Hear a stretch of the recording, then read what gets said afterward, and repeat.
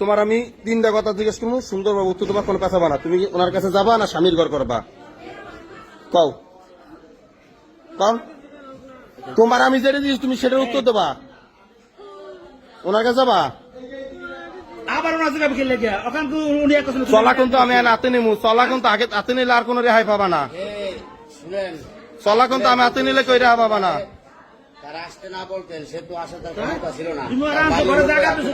কি নিবে? তোমার স্বামীর কাছে জিজ্ঞেসো, তোমার স্বামীর কাছে জিজ্ঞেসো যে আমি রাসেলের সাথে পরকিয়া করি? এটা তো তুমি একবারও বলো নাই। অতএব তুমি এখন কি বলবা বলো? তুমি এর আগে বলছো যে রাসেলের কাছে চলে যাবা, রাসেলের কারণে তোমার মান সম্মান গেছে, এই কারণে তার কাছে চলে যাবা। এখন তুমি সেই কথাটা আবার বলো, আমরা শুনি।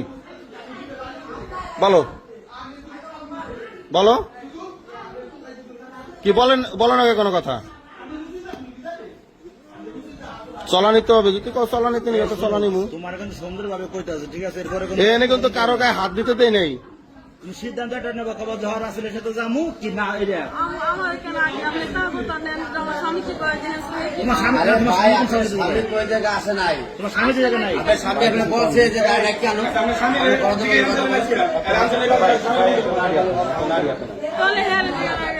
নারী হাতে নেন।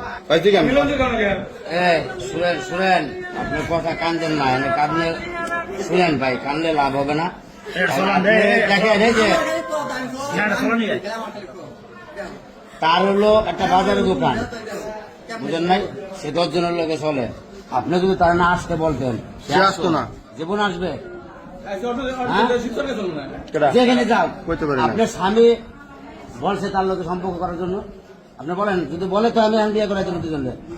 আপনার স্বামী বলছে, আপনি যদি তারা ফোন করে না আসতে বলেন, আপনি আসতে পারেন এই জায়গা।